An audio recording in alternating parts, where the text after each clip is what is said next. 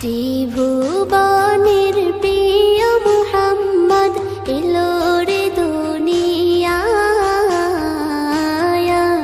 রে সাগর আকাশ বাতাস দেখবে যদি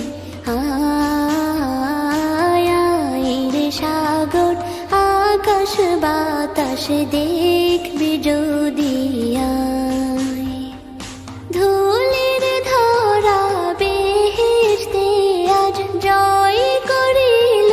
দিল